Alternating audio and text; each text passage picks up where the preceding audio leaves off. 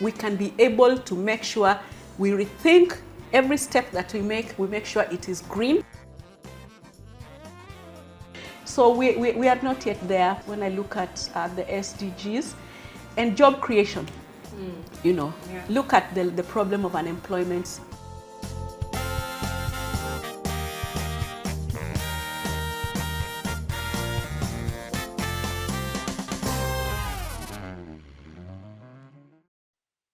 Across Africa, a quiet revolution is taking roots in the hearts and hands of a new generation determined to shape a more sustainable, inclusive, and green future.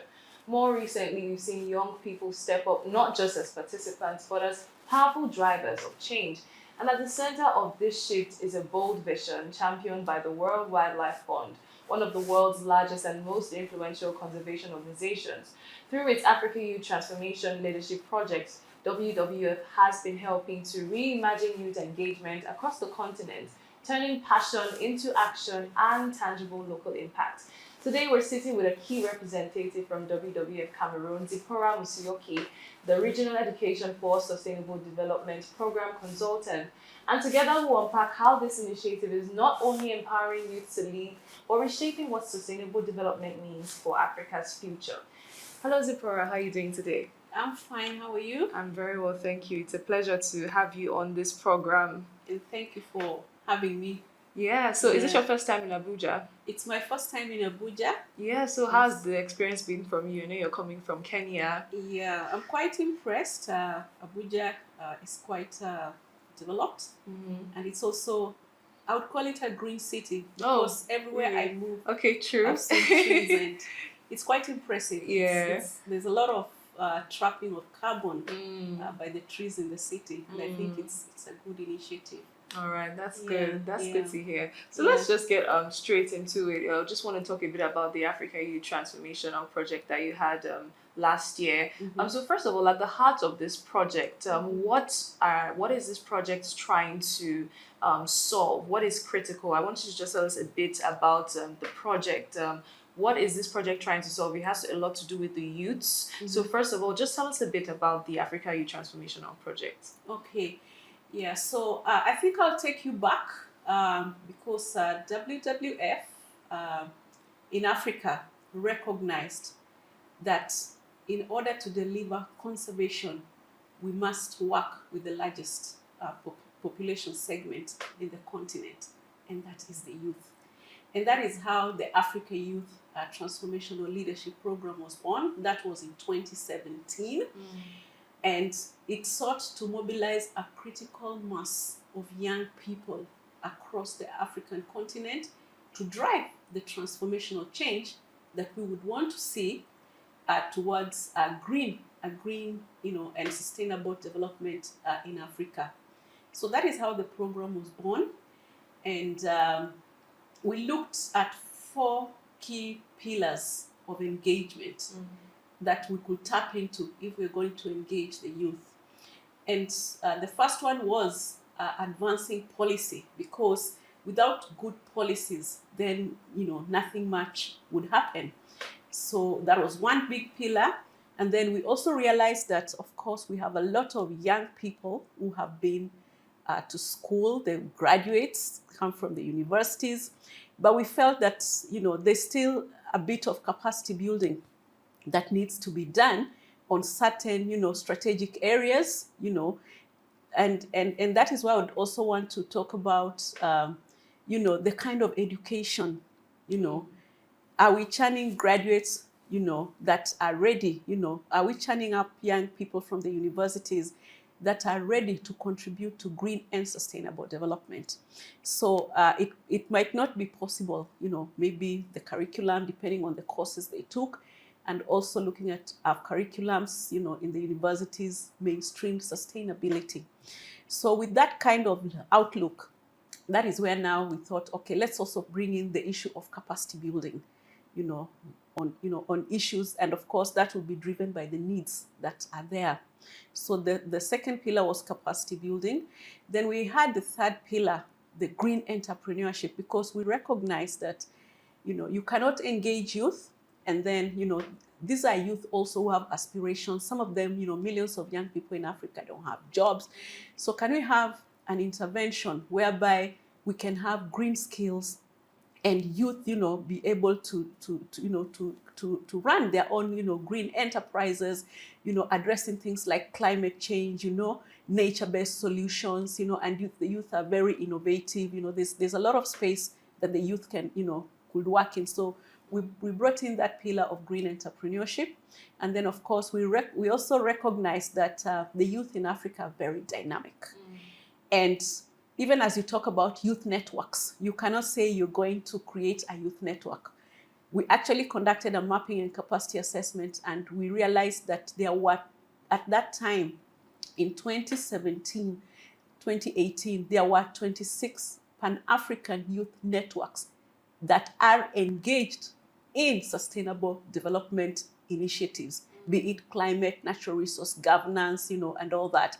So we realized what we can do within this program is to bring these youth networks together and form a platform, kind of, but not a network, a coalition, bring them together so that they can be able to talk to each other and learn from each other and, work together to move forward to drive the change we want to see.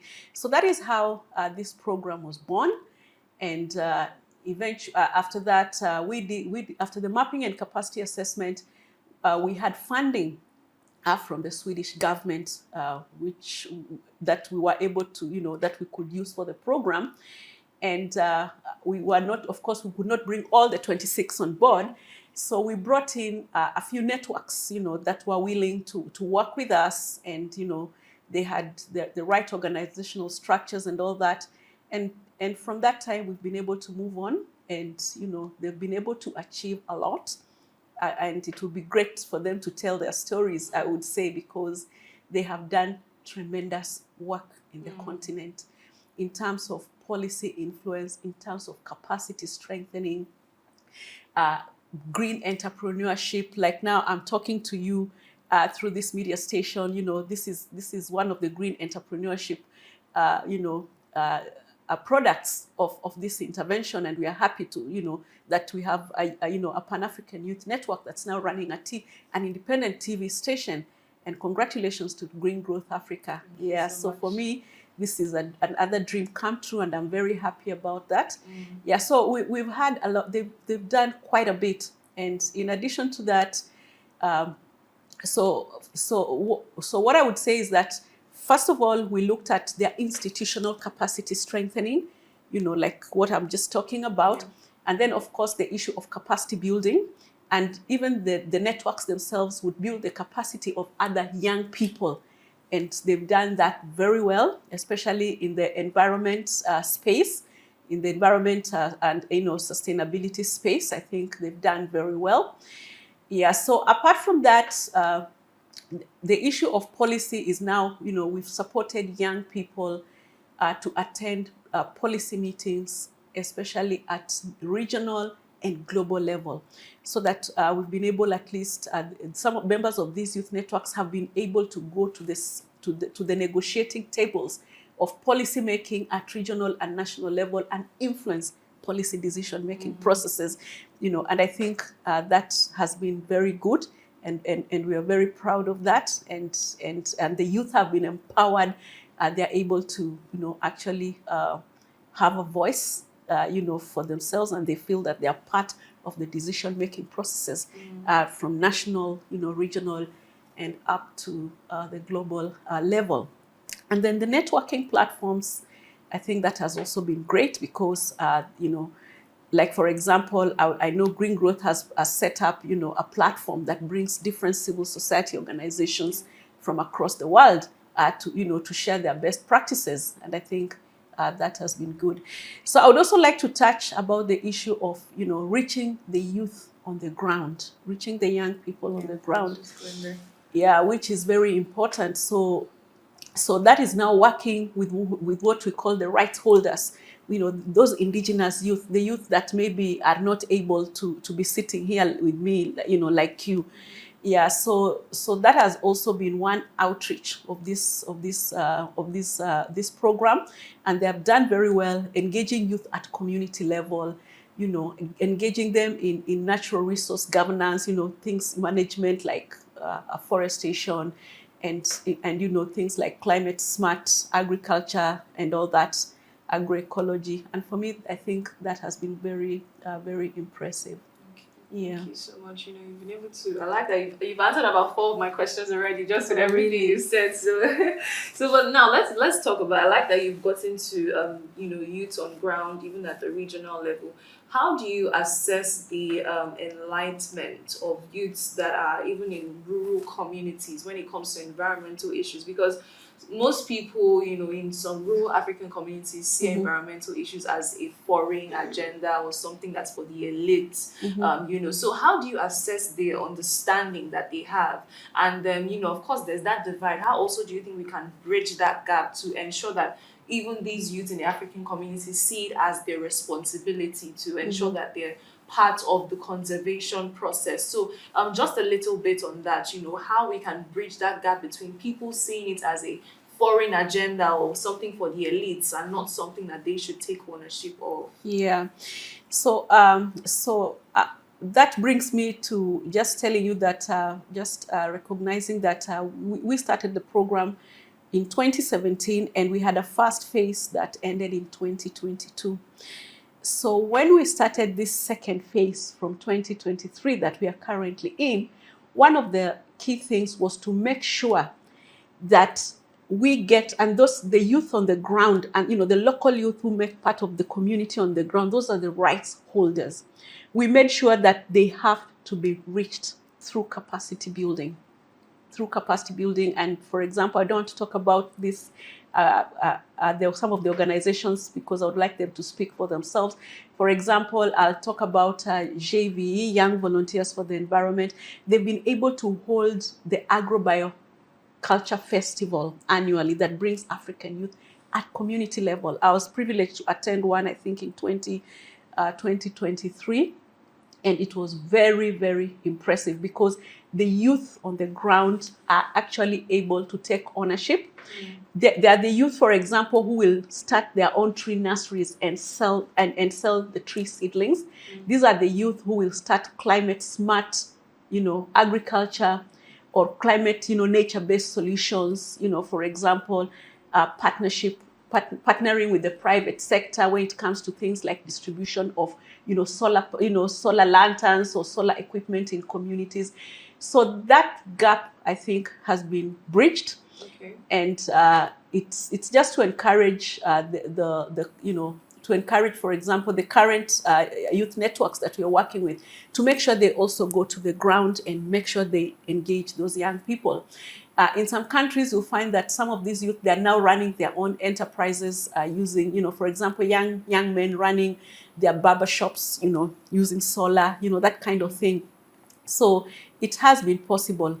And also having, when it comes to governance at local level, having the youth sit at local development committees, the youth on the ground involved in the local development, the local, government committees that now come up, even up to the national and all that. And that is one way of ensuring that the youth on the ground are also sitting at decision-making levels, even, on the ground. Yeah. Okay, so let's now come to just the general talks, looking at Africa, away from the youth a bit. Looking at Africa as a continent that most countries in Africa are still grappling with infrastructure development and poverty in some areas. So there is usually that tension when it comes to conservation and sustainable development. Most people in government would rather focus on boosting the economy than wondering about the environment. So how do you think we need to respond to that situation where it's like it's a trade-off, or if we have to focus on this, we can't focus on that? How would you respond, or how do you think we should respond to that situation in Africa? Yeah, so first of all these countries, I think, are implementing the Sustainable Development Goals. And even as we address poverty, we must also look at the goals, for example, on biodiversity, on climate, and education, So it's up to the, it is very important that the policymakers ensure that even as they deal, for example, with infrastructure development, they also look at, issues to do with environment and policy. And that is why we say we are saying it's very, not only apart from having not only apart from having development, we have to remember that we have we have policies. We have policies.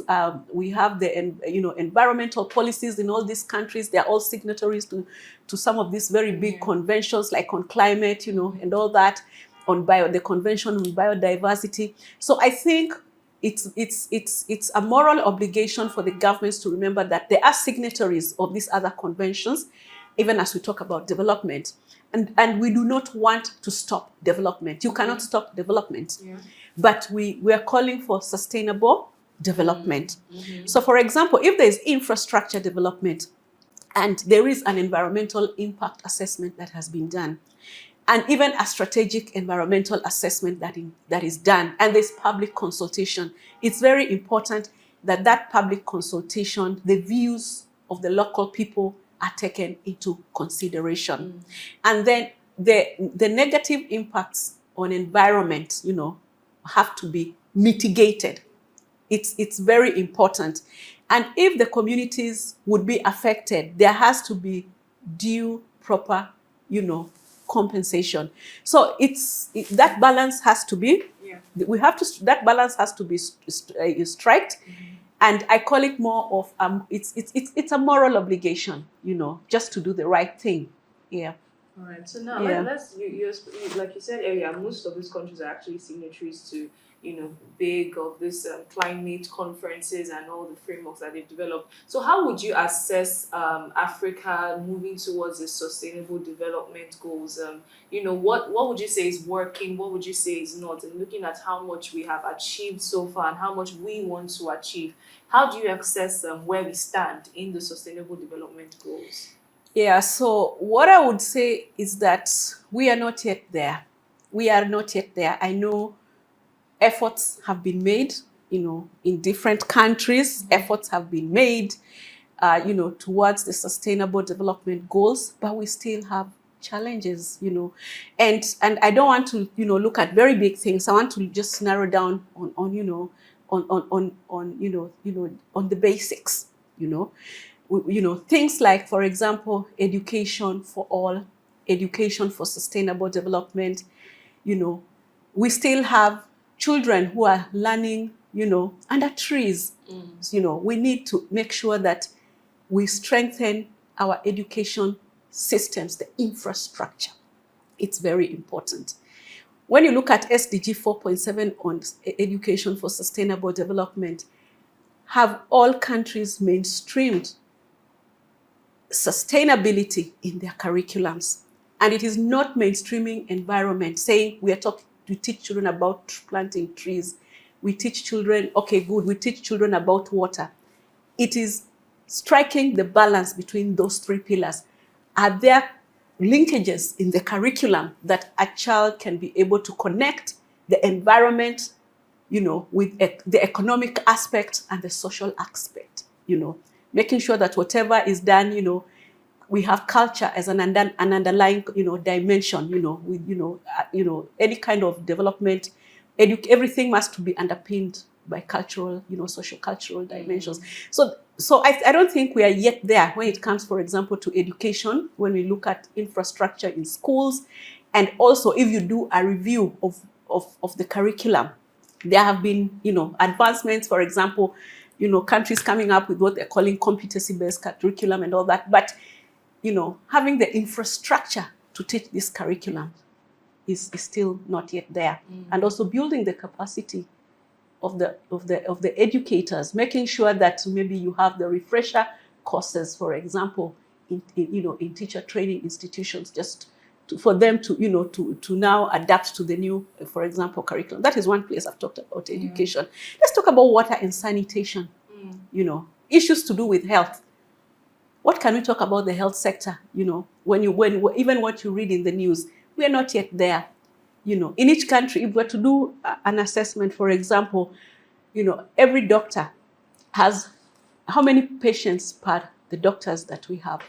So I think there's a lot, health, sanitation, water, and then of course we come now to issues to do with biodiversity.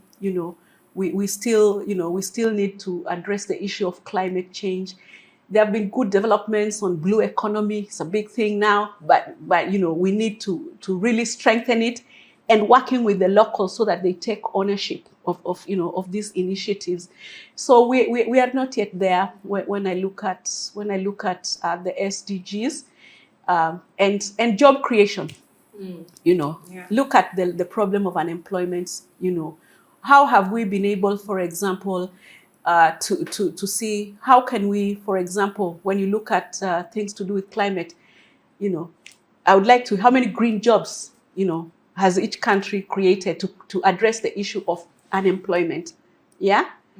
Not only job creation, but green jobs, such that if, when you're addressing climate change, you're mitigating climate change, you're also having green jobs in that sector. When you're talking about energy, you're also having green jobs. You have developed policies that can be able to create jobs for these young people, within the energy sector. So there's a lot that needs to be done, and we have to work very hard. Yeah.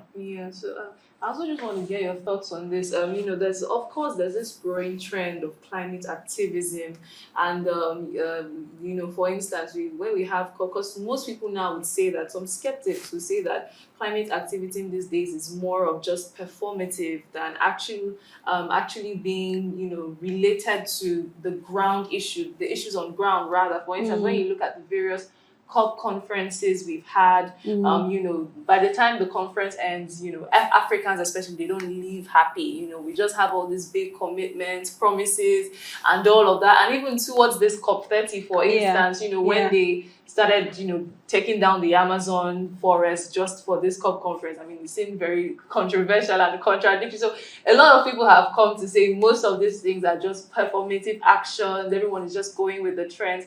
What are your thoughts on that? Looking at the climate activism space, how do you assess the true commitment from all the different stakeholders involved in this issue? Yeah. So, for example, there are issues that come up. Of course, for the countries. We our footprint. Our footprint is not as heavy as the countries in the north. Yeah. And we would want to say that some of them developed themselves using our resources. Yeah. So there's the issue, we want more commitment from the countries that have a larger footprint.